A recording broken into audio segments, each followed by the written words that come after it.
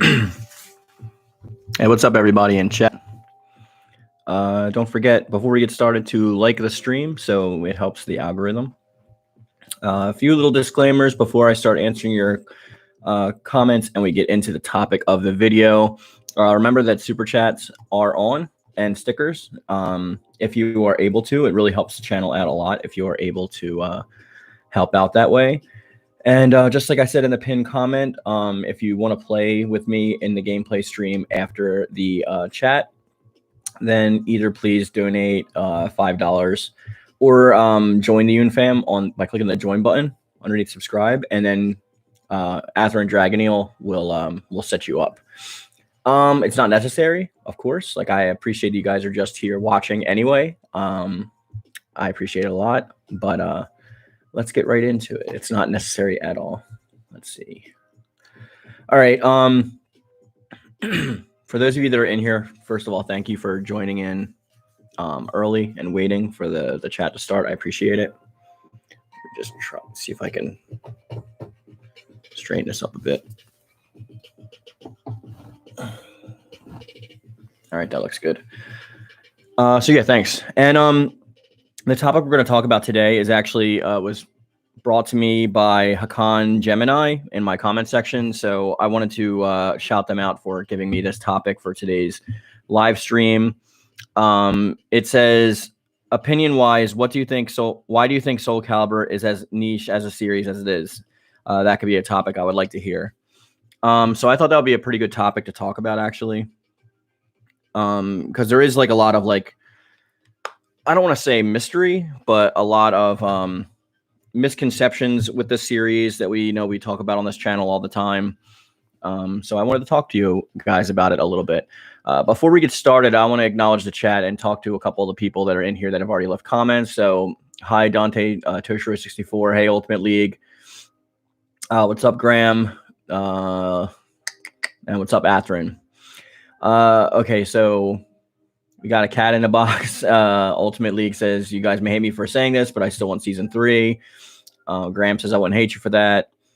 Graham says, I just want DLC from 5, Tekken DLC they had there, or just the Haunted Long style that Keelik was when he goes berserk. I would love to put it on female characters.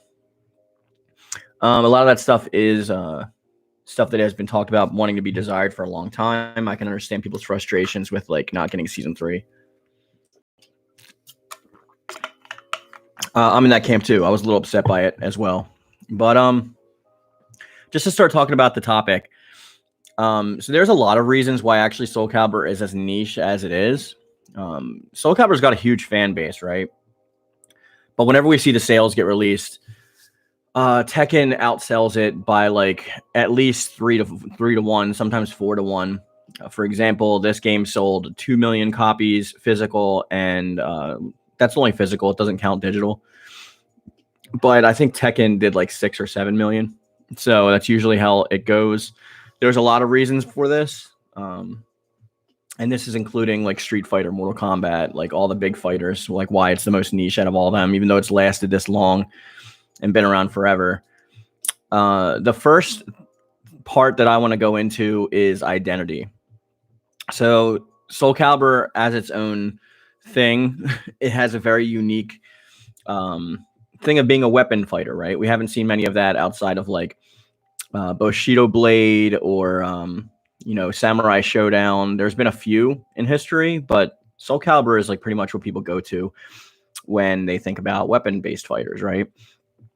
We started with Soul Blade and Soul Edge in the arcades, which got ported over to the PlayStation 1, and so on and so forth. There's history from there.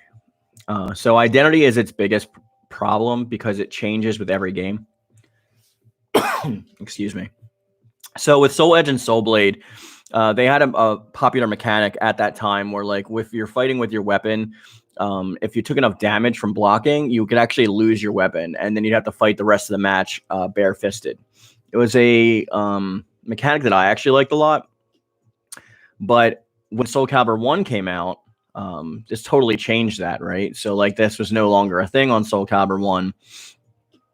And that was just one of the few things that they ended up starting to change. Now, Soul Calibur 2 went directly into competition era. There was a lot of modes in the game, but it was mainly based on balancing and competition.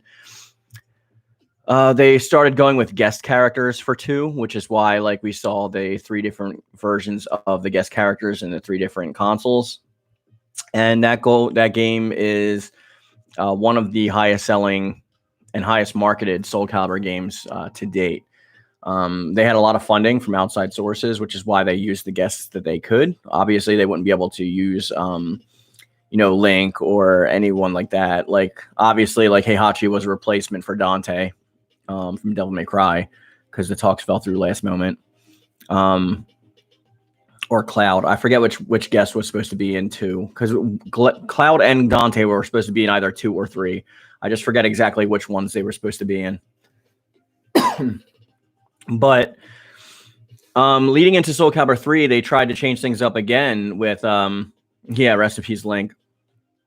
A bit of a stretch my wishes, but it is what I want, blah, blah, blah. Hey, what's up, Hakan Gemini? I mentioned you already. We're actually talking about your topic right now.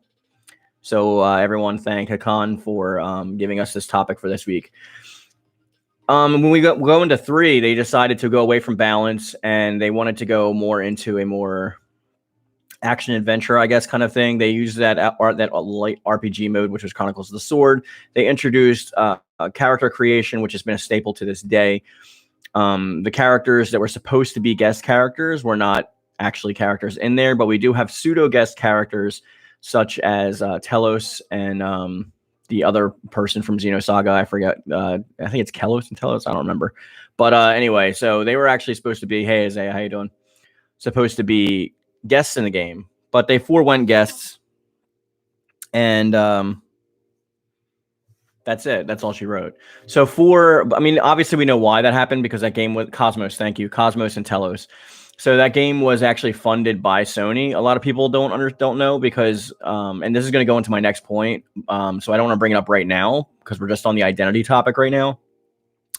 But going into Soul Calibur 4, hey, what's up, Solar Flare? Going into Soul Calibur 4, things changed once again due to lack of funding because of the sales dip that 3 took on from Soul Calibur 2. They were in desperate need of funding, and they reached out to LucasArts, and LucasArts actually helped fund the game just to promote their Star Wars: The Force Unleashed. Yeah, Dante was supposed to be in Soul Calibur 3, and Cloud was supposed to be in Soul Calibur 2. But he was replaced last minute with Heihachi on Sony's side. So going into 4, we obviously saw the Star Wars was like a major player in that game. Even the story mode was resolving around it. We had like 3 characters from that game because it was funded by LucasArts, and that's the way it was. We don't need to get into 5 too much. Like, we all know what happened with that.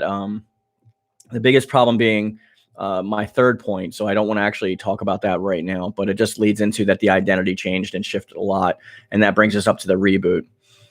Hey, Mike, you didn't miss much. We've only been live for about 8 minutes, but this will be an actual video after the live stream ends, so be sure to go back and check it out so you can catch up on anything you missed.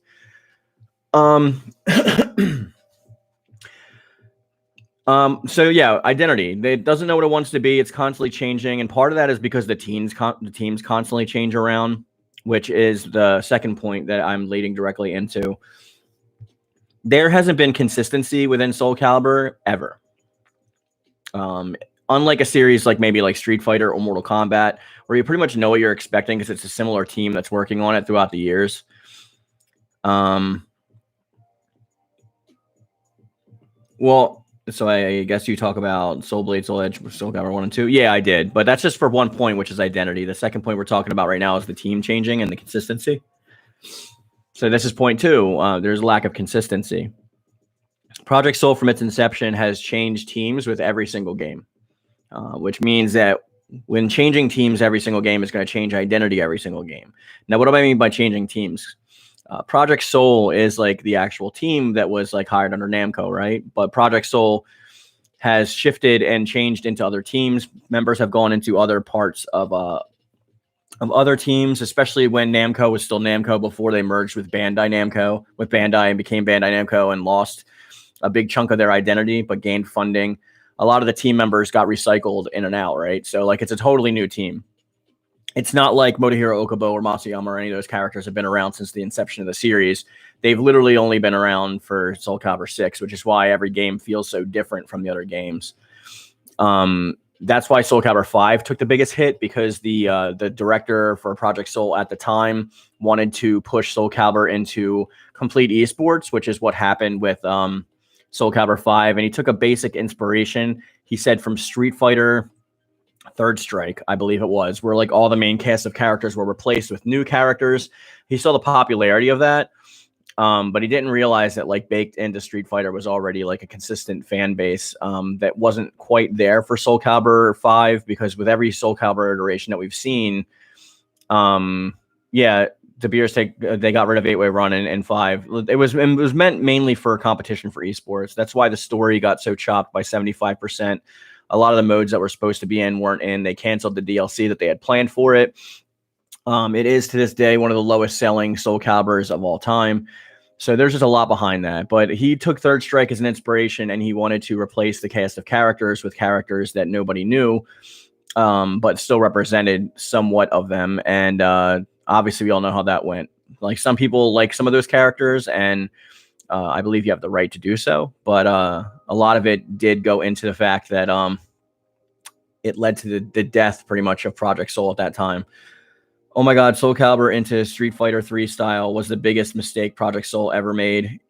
I like the new team. I just wish that all the game modes, another one for 7. Okay, so I'm going to get into that a little bit later. So right now I just want to focus on the consistency so I can get my thoughts out there, because none of this is like pre-scripted. It's just coming off the top of my head. So the consistency from the team change, right, is always there. But with team change, what do you have? You have a new identity with the game, which goes into my first point. So each director has their own vision for what they want Soul Calibur to be, or to become, or to accomplish. So every game in Soul Calibur feels completely different. If you go pick up a Mortal Kombat, even if you pick up the original 3, it'll still have a strong feeling of identity that you had from the most recent Mortal Kombat, even like 11, right? It still feels like Mortal Kombat, which is the same can be said for a lot of those games like Street Fighter and Tekken, for example.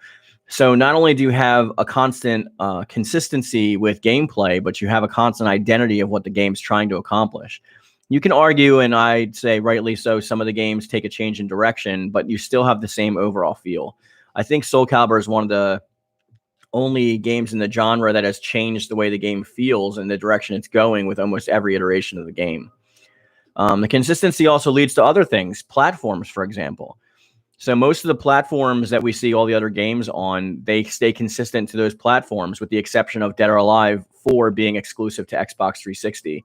But Dead or Alive started on Xbox, so I can see, well, it started on PlayStation 1, but like when Xbox came out, like Dead or Alive 2 was most played, I think, on the Xbox, more played than it was played on the PlayStation 2.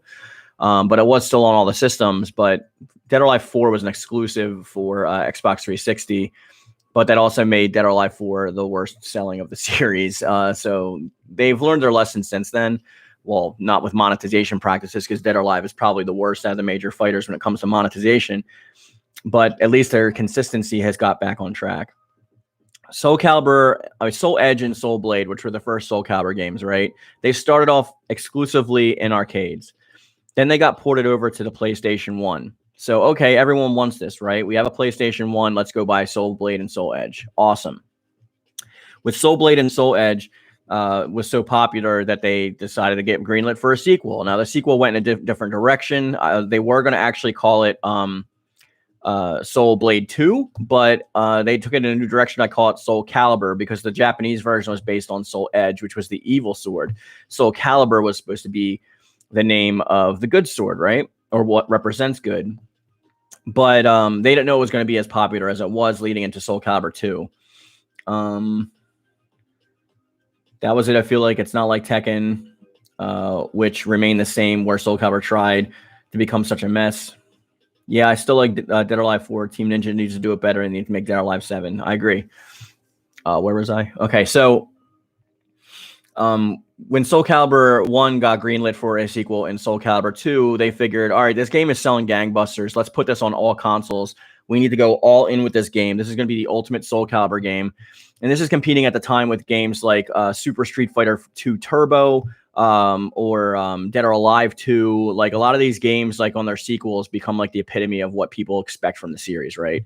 Tekken is a little bit different. I feel like Tekken 3 was where that game really took off, but these games all have this sort of consistency. I don't feel like the consistency was there with Soul Calibur 2 as much as a lot of other people do. It is the most balanced and is the best fighting mechanics wise, and the most steadfast that any like newcomer can jump right into and master, right? But the consistency wasn't there because it was on PlayStation 2, it was on GameCube, and it was on Xbox 360, which was awesome for the fans. It's the highest selling Soul Calibur game of all time, right? Mainly because it's the most accessible. So if you have a GameCube, you can go buy it. If you have a PlayStation 2, you can go buy it. If you have an Xbox, you can go buy it. Basically, anybody that has a gaming console can get their hands on it, unlike they could with Soul Calibur 1, which was only on the PlayStation 1. Only on Dreamcast, actually. I forgot to even get there. That was pretty much only on Dreamcast. So, but we're up to the third game, right? And now the platforms that we're on is Arcade and PSX, Dreamcast, and then PS2, GameCube, and Xbox, the first Xbox, okay?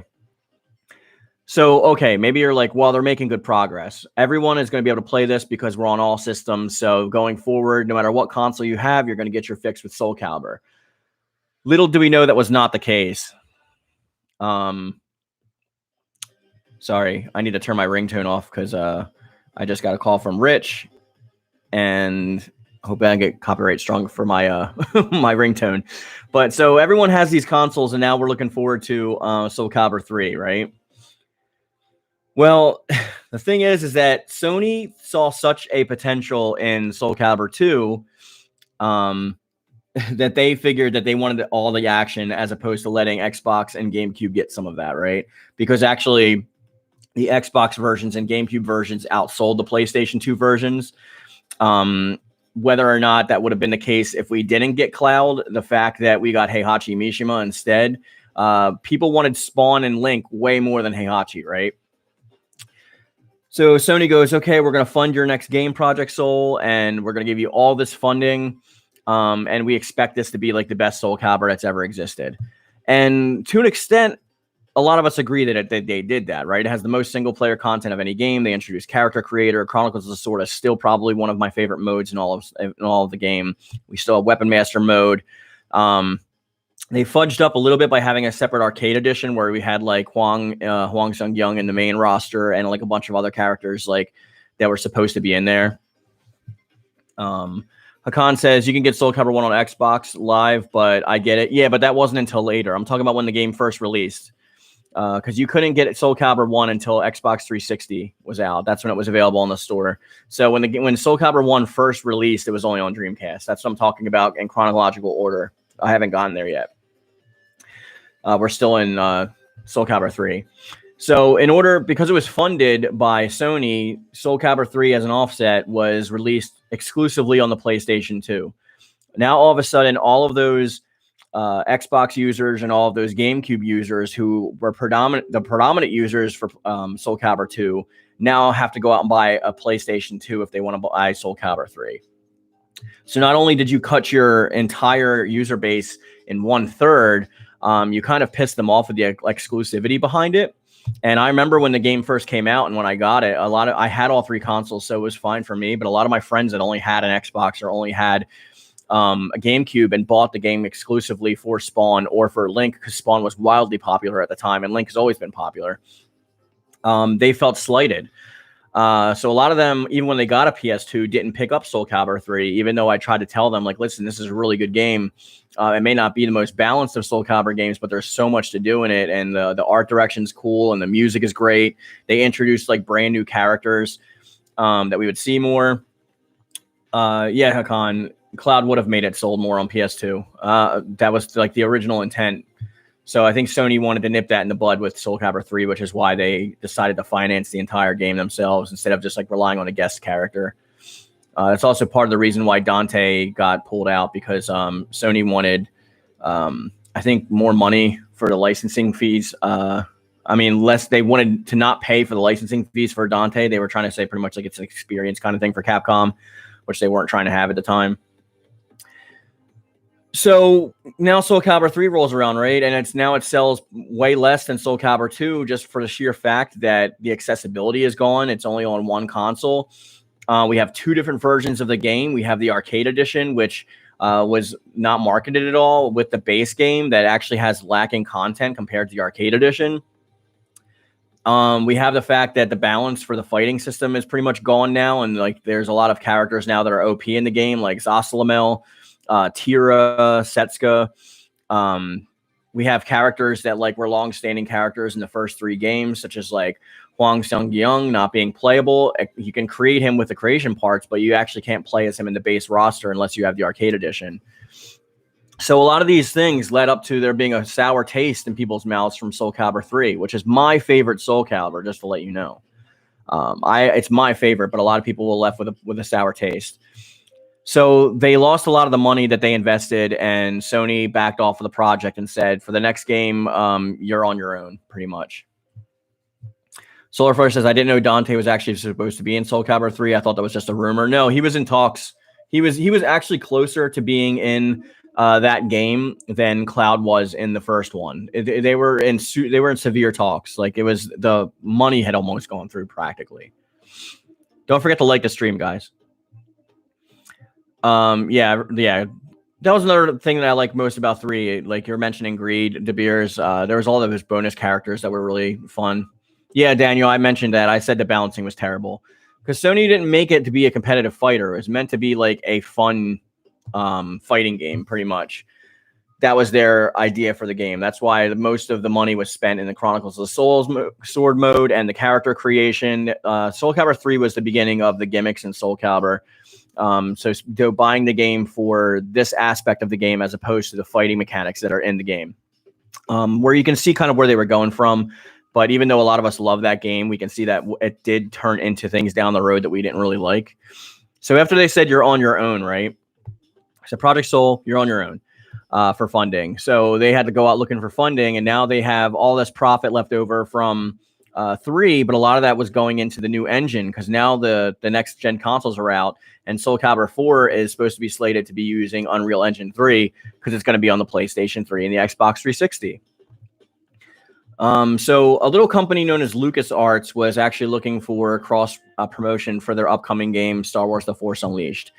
Because a lot of you that don't know this is that Star Wars games have been wildly popular in the past. Hey, Ival, how you doing? They've been popular in the past, but The Force Unleashed was a different kind of game for them. It was a Devil May Cry style, like hack and slash, where you have a new character that's brand new to the series, and a lot of people weren't sure about how well he would be received, how well the story would be received, because it goes away from the canon, which Soul Calibur games didn't tend to do a lot back in the day. So LucasArts approved to finance Soul Calibur 4, and which helped them rebuild the game on the Unreal Engine 3. This is also why we have the exclusive characters, that being Yoda on the Xbox 360 version and Darth Vader being on the PlayStation 3 version. Yes, The Force Unleashed was dope. Hakan says, remind me of 3DM Mortal Kombat before 6th gen. They were not built to be competitive. They were built to be fun. Yeah, a lot of those PlayStation 2 titles were similar in that aspect. My still favorite Mortal Kombat game is Armageddon. But yeah, Vader was OP. So was Yoda. But anyway, so to get to my point, the consistency wasn't there for this game more than any of the other Soul Caliburs before. And a lot of people think that it's dope. There's like the Towers mode. There's a lot of cool modes in Soul Calibur 4. Besides the Star Wars aspect of it, that makes it a really cool entry in the Soul Calibur series. But again, we're getting away from the balance. We're getting away from the fighting game aspect. We're getting more into the gimmicky aspect. So Soul Calibur 4 actually sold pretty decently. They sold like a lot of the DLC pretty well, but the major problem with licensing characters as DLC is if you didn't buy it within the license limit, now you cannot access those characters. So for me, for example, I first owned Soul Calibur 4 on Xbox 360, and I purchased. I actually had to purchase Darth Vader at that time. So now my main Soul Calibur 4 is on my PlayStation 3, and I can't go to the store and get Yoda ever. So he's just forever not in my game because of the licensing. Viola says, the Star Wars characters, for me personally, the best characters to be introduced into Soul Calibur. I understand a lot of people liked Link, though it didn't play the GameCube version of Soul Calibur 2. I actually want to talk about this I want to take a break from this for a minute. Another reason this happened is when this came out, hindsight is 2020. So when Star Wars first announced to be characters in Soul Calibur games, most of the Soul Calibur community didn't like that. Like, we have a game that's like taken in the past, and you got like characters like with like neon lightsabers and like technology from the future with like a very loose story thrown in there, clearly just for like monetization purposes. People like Soul Calibur 4 a lot now, but I remember back when it came out, a lot of people, especially my other friends that were in the fighting game community, were like, what is this? Like, these characters don't fit this series. They shouldn't be here. This is clearly just a money grab, blah, blah. I heard it all back then when the game came out. I still enjoyed the game, but again, I didn't enjoy it as much as I enjoyed 3. So the sales were a lot lower for 4 than they were for even 3. And 2, even though it was on 2 consoles as opposed to 1, they ended up making that profit back up in the end. First year sales were pretty abysmal. They were more compared to Soul Calibur 3 or 1 as opposed to Soul Calibur 2. So you can see where they were going with that. And they wanted to change. So with Soul Calibur 5, they wanted to get back to their fighting roots. So they hired a director who was more aptly akin to the actual FGC and wanting things to be brought back to balancing so we can get Soul Calibur into tournaments and being like an actual taken serious fighter up there with the likes of Street Fighter and Tekken and all the rest, right? Soul Calibur's name was up there for a long time. So going into 5, we get this new director, and he wanted to change the entire direction the series was going in, i.e. he wanted to go esports. And this is literally on record of what he was saying. He took Street Fighter Third Strike as a reference, got rid of a lot of the fan favorite characters, replaced them with newer, younger versions of themselves, which turned out to have less, I wouldn't say less personality because they had a lot of personality, but there was a lot less story backing behind them because they're in one game and the other characters have been around for 4 games. Guts definitely does fit Soul Calibur. I agree, Soul Blaze. So a lot of people weren't happy. Like, a lot of the modes that were supposed to be in there were taken out. A lot of the stuff, even Harada was working on the game at the time, right? Like, he has a character that he created in the game that you get a trophy for beating in the card battle system. Towers and all those story modes were taken out. A lot of that aspect, the story was cut down by 75% and instead only focused on the children of Sophitia, which it was supposed to actually revolve around all of the replacement characters, not just the two, not just Pyrrha and Patroclus. And a lot of people hated them as characters. Some people like them, but a lot of people really did not like them. Soul Calibur 5 sold horrible. The character creation engine is a shame because the character creation engine in Soul Calibur 5 is the best it's ever been in the entire series, and that's including in 6. So that was really upsetting to me. They were also trying to focus on multiple projects. They had that Legends, that Wii game.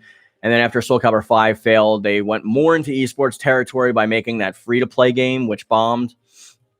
And after the free-to-play game, Project Soul pretty much disbanded. That was it. Project Soul was gone. It took years and years and years. I believe it was 7 years and a lot of begging from Motohiro Okubo and the new Project Soul that he was putting together to try and get Soul Calibur 6 made. And Bandai Namco said, "Hey, listen, we'll let you make this game. Your budget's going to be atrocious. You have a lot of assets from other games that you can draw upon. Prove to us that your Soul Calibur is going to be different than the other Soul Calibur games, because we've been pouring money into this game for years, and it's never been one of the top fighters like all these other games out there. So prove to us that your Soul Calibur is going to be different. We want you to make at least 1 million sales, and then we'll greenlight you for a sequel where you can go free. We'll give you a bigger budget, and you can do whatever the hell you want." So this was that application game. They did what they could with the budget. A lot of people don't understand the backstory, so they get they take it for just a game as it is as a consumer, which I can understand why. And a lot of people said they they rightly brought up the problems with this game, but hopefully a lot of that will change and go away with 7. We can see the narrative from the DLC is changing going forward. But so that was my point too, was consistency. All right. There's a lot of stuff like in there. We're at the 30-minute mark, so I'm going to start taking questions about what I just talked about. Let me know like if you guys have any questions about what I said, or if you have any questions for anything that I didn't talk about in that spiel. Now is the time to do that, so I can answer a few of these and we can get into our next topic.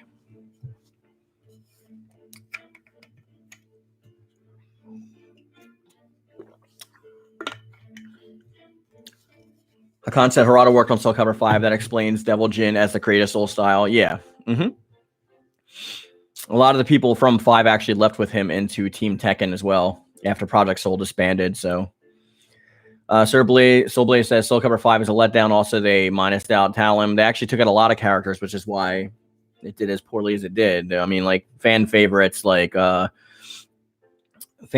even like I don't even think Sofiti was in the game, was she? She was just Elysium, the Soul Calibur that cloned her body and like took over her personality.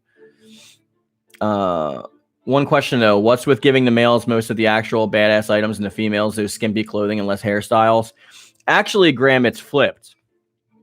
That's actually a flipped thing. If you talk to anybody who's in the character creation, they'll actually tell you that the females actually get 99.9% of the stuff, and the males actually get way less stuff than the females do.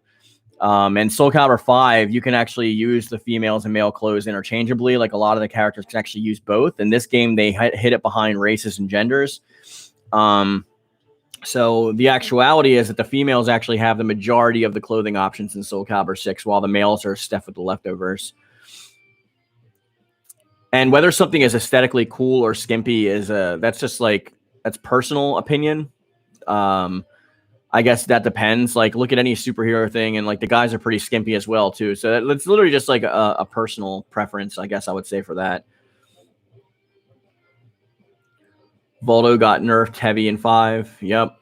What was the percentage of the OG team from Soul Blade, Soul Edge, and Soul Calibur 1 that are still working as of now? I believe it's close to 0, Hakan. I think like one of them. I think maybe like the art director is like still on as like a consultant, but he's not even the art director. Project Soul is a completely different team now than it was before. Like they disbanded after 5. It wasn't completely after 5. It was after 5, and then after the free-to-play game and the mobile, the Apple mobile game that they had. Do you think Soul Calibur will be more popular if Bandai Namco did more to advertise it the way they do their other games? I feel like Bandai Namco pays dust in terms of advertising. Here's the thing is Bandai Namco relies heavily on IP to do its own marketing, and they rely on YouTubers like myself and tournaments to promote their games and their projects, right? So Bandai Namco, what happens with marketing, because a lot of people don't know this in marketing, like say you're going to make a movie, right? Say you make a movie and you get $1 million budget. Well, you're spending $1 million on the movie. You're also supposed to spend $1 million, like equal to what the cost of production was on marketing. So that's like getting things out there, paying people to like do interviews, putting the cast out there. There's a lot of stuff like that. Like marketing is a very big, important part of it. And Bandai Namco has to see a return on investment in that. So what an ROI does from like a financial standpoint is if Bandai Namco says, okay, we're giving you 1 million like sales to greenlit a sequel, and in order to do that, we're going to give you like, you have to make this game on like, let's say like $30 million. Okay. Bandai Namco will leave the advertising and marketing up to Project Soul, like marketing department, which goes through Bandai Namco, social media correspondence, all that stuff, and they have to get paid money. That all comes out of the budget. So the more that you put into marketing, the less you have in their budget for making your actual game. And let's not forget that Soul Calibur 6 is the first game on like the next gen consoles. It was on PlayStation 4 and Xbox One. Soul Blaze hated the changes in Soul Calibur 3. A lot of people from Soul Calibur 2 did, because more fighters went into 2 and more like anime action adventure RPG fans went into 3. I personally think 3 is my favorite, but I can understand why people said why people liked 2 more. Hakan says like Soul Calibur 2 to 3 up to now. No. Even worse than that. Soul Edge and Soul Blade to Soul Calibur 1 had a different team. Soul Calibur 1 to Soul Calibur 2 had a different team. And Soul Calibur 2 to Soul Calibur 3 had a different team. Some of the members stayed in those teams, but the directors always changed. And the directors, the producers, and the art team mainly changed for every game. Like, so there were still like technical workers still in Project Soul, but not the main ones. Hideo Yoshi is still there. Yeah, but I believe Hideo Yoshi is still just a consultant, right? He's not like, I don't think he's working like full time on that project. He works on other projects as well. Graham says, oh no, I'm just talking about the current Soul Calibur 6 DLC. No real hate. A lot of that Soul Calibur 6 DLC, by the way, was voted on by fans, Graham. So they had different polls and contests where fans would actually create these costumes, and there was contests that their like costumes would get put into the games, like the superhero ones and all that stuff. So if you're seeing a lot of that stuff, that's mainly made and created by the community. Just like in Soul Calibur 4, they had the bonus characters. Rocky says, hello again, Mark. Hey, how you doing, Rocky? Sir Blade says, I realize that Soul Calibur 6 they misused Yoshimitsu's triple kick move. A lot of the old game engine stuff, they don't even have anymore. So, like, if they misused or misappropriated Yoshimitsu's style, there's a lot of different moves that are more or less effective in 6 because of the direction change. Khan says, with a budget that Soul Calibur 6 have, it's a tough thing to market. Exactly. Like, you have to proportion like what you can actually make the game with and what you have to market. I'm doing fine, buddy. How about yourself? When will Soul Calibur 7 be made? As far as I know, Soul Calibur 7 is not even in pre-production yet. They're probably waiting until the majority of the pandemic ends so that they can actually get started with finalizing the game again. They're probably in their fresh breath state right now. So I guess like pre-production will start sometime soon. But even so, if it does start sometime soon, like even within 2022, we're not going to see Soul Calibur 7 until maybe 2024. Because Soul Calibur games usually come out in the mid to the end of a console's life cycle. You can go back and look at all of them, except for the ones that have 2 games on them. But most of them, when they release a single game, it's mid to the end of the life cycle. Hakan says, I know people hated Creative Soul and blamed it on Soul Calibur 3. Well, they just hated Creative Soul because of the balancing issues, because there's problems with hitboxes, and character strength was like directly corresponded to like larger characters had more power but less speed. Smaller characters had more speed but less power. There was a lot of that with the Creative Soul. So a lot of people just don't like the balancing of it. Graham says, oh shoot, I missed those bonus characters. Yeah, I mean they're technically half licensed by other mangaka though, like from the one from Gantz, and like Shura is still probably one of my favorite characters in Soul Calibur, so I definitely agree. And Kamakira Musi, a lot of them are awesome. Cerbale says, okay, you know those cutscenes that ain't cutscenes. Press A while I'm talking about Soul Calibur 3. Member of the cogwheel. Yeah, you're talking about the QTEs that are the QuickTime events that are actually inside the cutscenes. Yeah, but they're rendered with in-game engine too. They're all. I mean, also once you did them the first time, like you kind of memorized it, so it's kind of pointless in my opinion. It was a failed experiment. I want to see a stage similar to Voldo's stage in Soul Calibur 2 and Soul Calibur 7. We'll see, Rocky. We need to see how much budget they get and like how much time they put into it. Server says, I miss Kamakiri Musi, my barefoot demon waifu. Yeah, she was awesome. Viola says, I don't think Creative Soul should be taken away from ranked completely, but I think there should be an option that allows you to filter them out so you don't get matched against one. I can see that, but I would also say that like create a character in any game should never be included in ranked match. Ranked matches, that's the same reason why Mortal Kombat doesn't allow the custom variations in their ranked matches. That's only in casual. I think that stuff should only be in casual or friendly matches. I think ranked should only be the cast characters with their traditional movesets, but that's just my opinion. Rocky says it'll be cool if the Muth from Soul Calibur 3 came back, but that probably would never happen. I mean, if you guys played Libra of Souls, there's characters in Libra of Souls from the bonus characters from Soul Calibur 3. I believe Chester is in there. Arthur, which was like the blonde-haired, patch-eyed Mitsurugi guy, like he was in there. There's a couple of the bonus characters that you see in Libra of Soul. I wish Creative Soul had different body types. Well, you can change the body types. What do you mean? You mean like Like fat and skinny and old, you mean? Not just like fit, but like different variations of fit? Because you can kind of make an obese person. They're not going to do child characters because of the laws in Japan based around pedophilia and pedantry. They don't want to create a character with like little kids involved, so we won't probably ever see that. I like Miser and Ocelot. Yeah, Ocelot was like the puppet one. She was cool.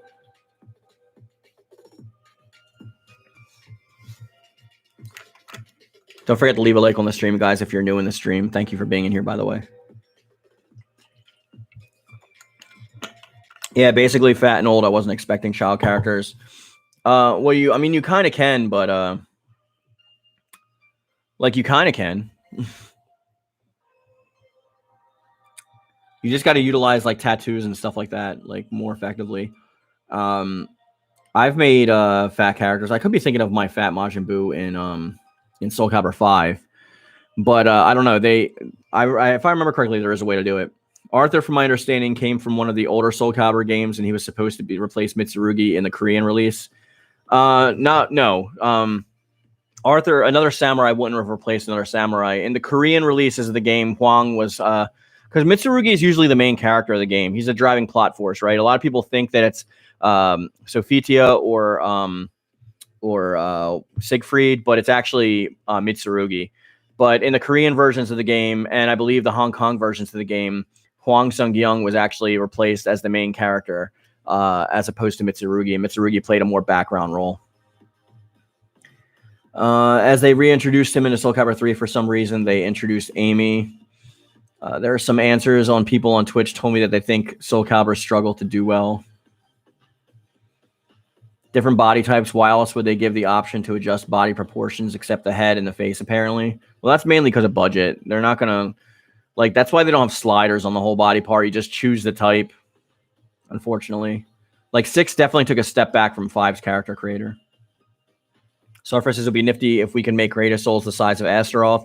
Yeah, that's been something I've been wanting for a long time. I want like large scale characters. It's really weird when I create the like World Breaker Hulk and he goes up against Astaroth and he's like a foot smaller than him. It's kind of weird. Soulblade says, "Blah, children, no children, bring on the adults." Yeah. I've seen people ask for old people and adults though, and there's laws in Japan that prevent that. Khan said, one told me that attacks from weapon create some inconsistency compared to hand-to-hand combat. Are you talking about hitboxes? Viola says Arthur is an Englishman. Yeah, but he's still a samurai. I'm just saying the representation of samurai, because if you don't understand why Koreans at the time especially didn't want samurai as like the main character in their games, is because samurai were pretty much like police officers or enforcers for the emperor. And Japan was very imperialistic back in the day. So like they actually invaded China and Korea multiple times, and they took Korean women sex slaves. They invaded Korea like 2 to 3 times and left them devastated, where like they weren't even allowed to speak Korean. They had to only speak Japanese. Like, and this is like recent, like my grandparents like went through this. Like my grandparents were forced to teach English because of that. And they never apologized for it, and they deny it. So a lot of Korean people and people in the more democratic parts of mainland China, like Taiwan, Singapore, and Hong Kong, they remember those invasions, and they don't like seeing Japanese people represented as main heroes in their games, because it's kind of like I have to get into this at some point. Like the whole reason that like anime and manga was pushed out to the rest of the world was to like kind of like try and get the world back on their side. It was like after World War II, they kind of wanted to push their culture out there so that like people became obsessed with their culture as opposed to them as a people. Even though the people didn't really have anything to do with it, it was the government at the time. But there's a lot of backstory and history with that. A lot of people don't understand or don't like research a lot of the history. So they just say like, "Oh, anime is cool," and I agree. I love anime. Anime is cool, but a lot of that was set as like a distraction, kind of like the Olympic Games, how they started out. I'm thinking a guest character for Soul Calibur 6 or Soul Calibur 7 is to be Jon Snow from the Game of Thrones. Not going to happen, Rocky. I told you one of the reasons that they pick characters from Soul Calibur is they have to be like current. So it's got to be something that like they can cross promote with a current project, or else like they think that people are not going to care. Game of Thrones is over and done with, and a lot of people hated it last season. So like, Game of Thrones is by no means current. Yeah, range from hitboxes. Yeah, that's the same problem they say from creative characters too as well. Kino Emma 91 says, "What's one character that you don't want to see return in Soul Calibur 7? A character from Soul Calibur 6, or you mean a character from Soul Calibur in general?" Because one character I don't want to see return is Dampierre, because I don't like joke characters, even though a lot of people love him.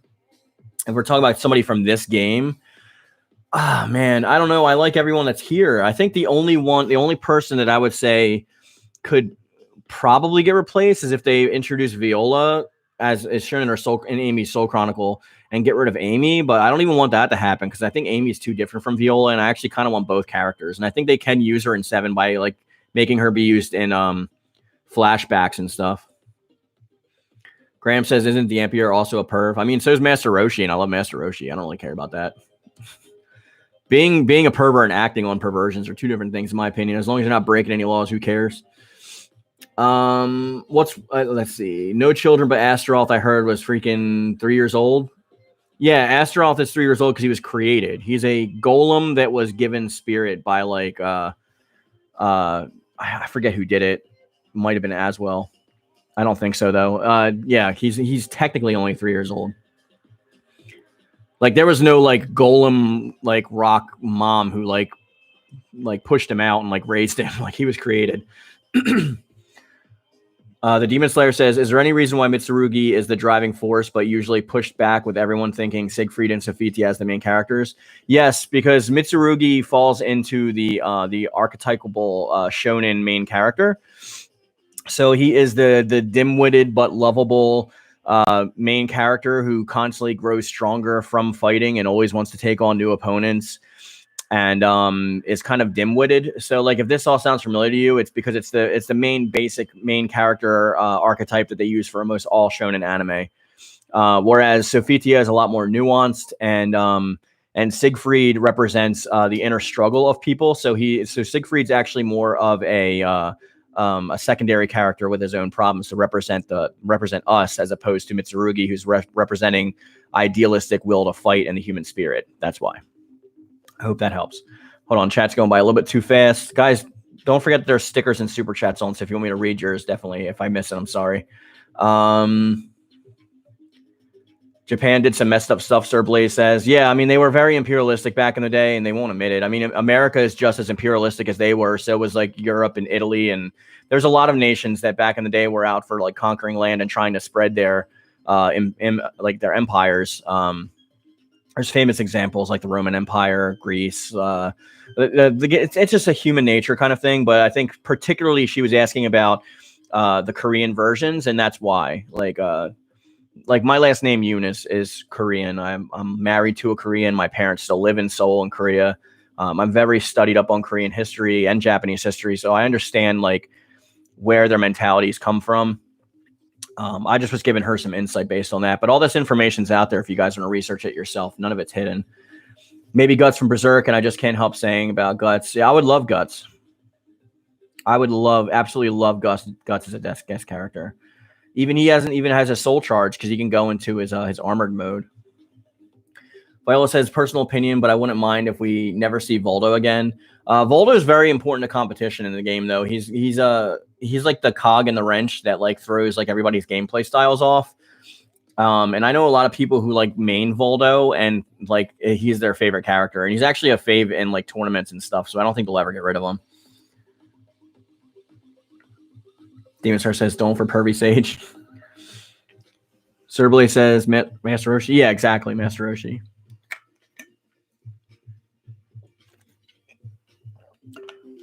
Amy is her own character, plus she's a fan favorite. Well, every character is a fan favorite, to be fair, that are stayed from the main roster of games. But yeah, I agree. I don't want to see Amy go. Graham says, "Oh, great to know. Glad I can help." Viola says, "A cult, the Fugal Systemus." Yeah, that's right. I forgot about the Fugal Systemus. But it was, I mean, like Aswell like had a lot to do with the Fugal Systemus. That's why I like put it back to Aswell, but that's a retcon. Originally, it was just the cult, so you're correct. Ares gave life to Astaroth. Ares is said to have given life to Astaroth Solar Flare. I have seen no evidence that the gods in their traditional sense actually exist in the Soul Calibur universe. I still think it's all manipulation brought on by Soul Calibur and Soul Edge. Because like we've never seen like them actually like interact with humans. We've just seen like shadowy figures that said they are those characters, but there's no evidence to me that they are those characters.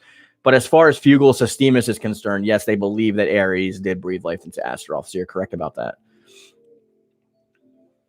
Mitsurugi is funny in a way. He's meant to be that way. The same way Goku and Kid Naruto, Ichigo, like all those main staples of like shonen, they all share the same traits.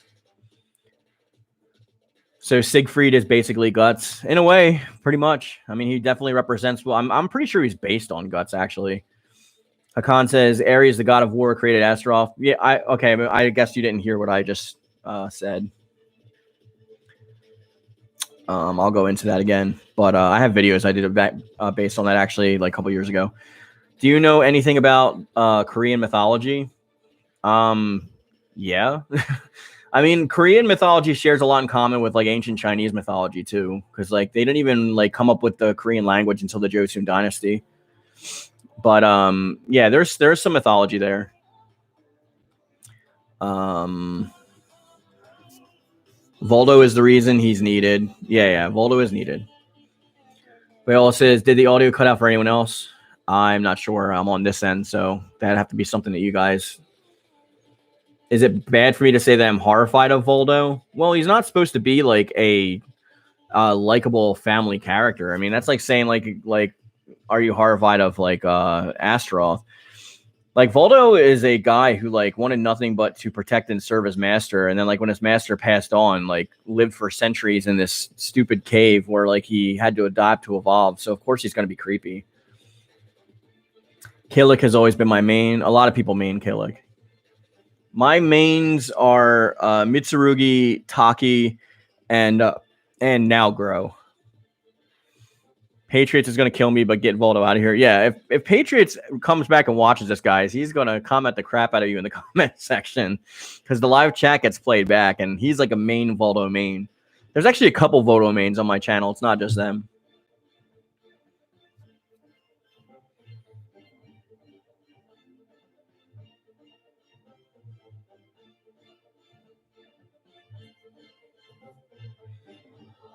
Speaking of Voldo, what the heck is he? Oh, I just answered that, Graham. So Voldo was just like a regular warrior who was like set to protect his master, whose master like hired him to protect his riches and stuff, and he kind of like serves him like without question.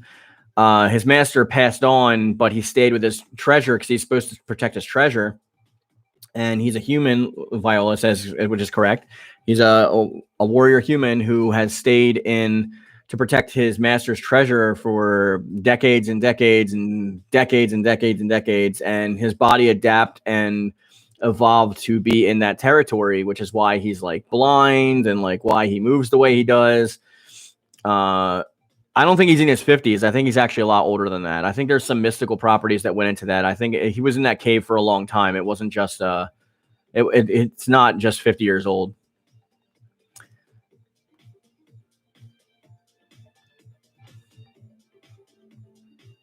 Is his voice the result of evolution then? Yeah. I mean, his grunts, and he hasn't spoken to anyone in forever. So like he doesn't really, I think he just forgot how to communicate, and he communicates with like grunts and stuff. I have a video on Voldo. If you go to I have a playlist that's like the new lore, and there's like there's lore for every character in the game. So you can go check up on the lore, those lore videos, and you can find all your information. I think I definitely made a video on Voldo. I still play Soul Calibur as long as my girl Xianghua don't get the axe, and I hope Project Soul learns her lesson. Yeah, I think a lot of people like Xianghua. I don't think they'll replace her with Leixia again. They might like introduce Leixia, but I think Xianghua is here to stay. His master had direct contact with Cervantes. Yeah, but even Cervantes is like how old?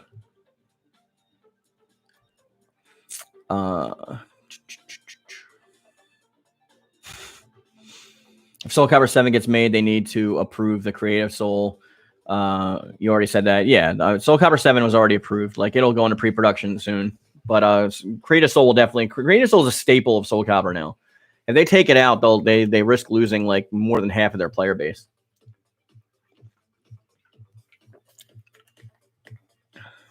Xianghua is a cool character.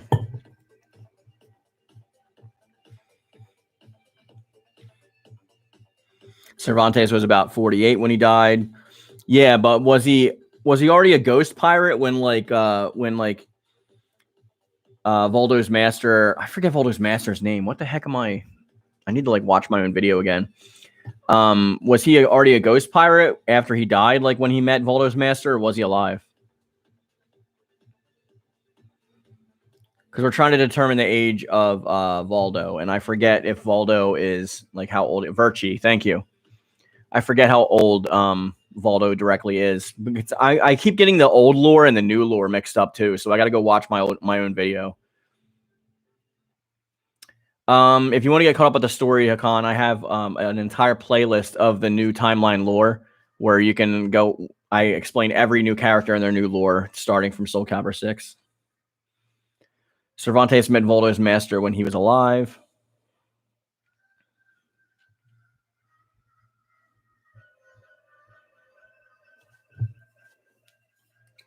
I gotta replay the whole story of Soul Calibur 6 too. See, Solar Flare, that's why I need to continue the lore videos on your channel from the library.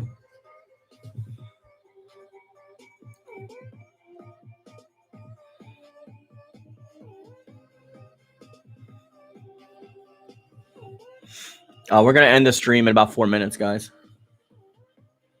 So if you have any questions, I'd get them out now. Also, if you haven't liked the stream already, please like the stream. So Sir Blaze says, I don't like to sound like a critic, but forget critics. Soul Calibur, Create a Soul, been recycled from 4, 5, and 6.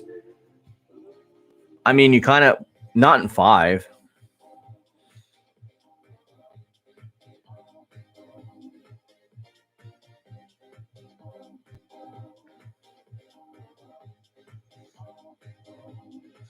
What chance of Rock going to make a return, even though he's kind of a joke character? Well, Rock's actually not a joke character at all. Like his lore is sad actually, but Rock was supposed to be in season 3, so hopefully we'll see him in the base game of Soul Calibur 7. According to the wiki, in the year 1590, which is when Soul Calibur 2 to Soul Calibur 4 took place, and where we are now in Soul Calibur 6, Voldo is 50 years old. Is that for the new timeline or the old timeline, Viola? Because the new timeline lore is different from the old timeline lore. Thank you, Soul Blaze. Hey, what's up, Terrence? Just go to my video on it, Viola, because I covered the new timeline extensively in that video of hit for him. If Rock returns, I hope they finally give him pants. Depends on what story they come up with for him. Yeah, Terrence, the stream's about over. We're going to end the stream in about 2 minutes. Would you like Soul Calibur 7 to tone down on the samurai, unlike 6? It doesn't. I mean, I want them to do whatever they want to do to tell the story they want to tell. I don't mind like what new characters or characters they include in the game as long as like they tell a good story and the characters are like well thought out and have a good place in that story. I haven't looked at his profile in the library yet, so I'm not sure, but it's true for the old timeline. Yeah, I mean, we just got to see for the new timeline because the new timeline is completely different lore than the old timeline.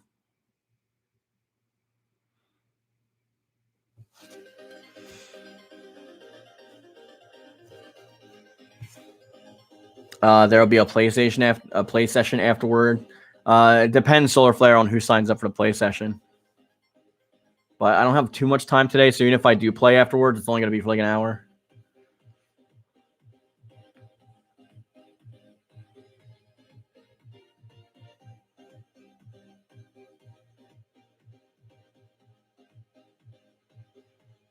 Will they bring back a cinematic intro for Soul Calibur 7? There's no way I can know that, Terrence. That depends on the budget that they have.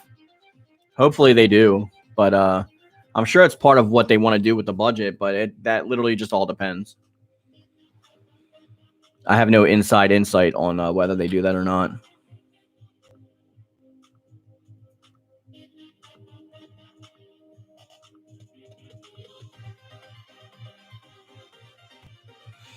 All right, guys. I want to thank everyone for stopping in today and checking out the stream. There might be a gameplay session afterwards, so get up with Ather and he'll explain to you how to get into that.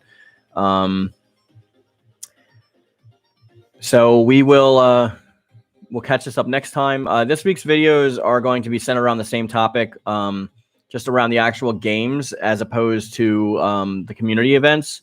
So if you watch this week's videos, please, or you haven't already, please go back and watch them, because this week is going to be talking about what Soul Calibur does better and worse than other fighting games, not the community, but the games themselves with the mechanics and stuff. So with that being said, we're going to bring this video to a close. As always, join the Discord for chatting with us. Please like and subscribe and turn notifications on, all that good stuff.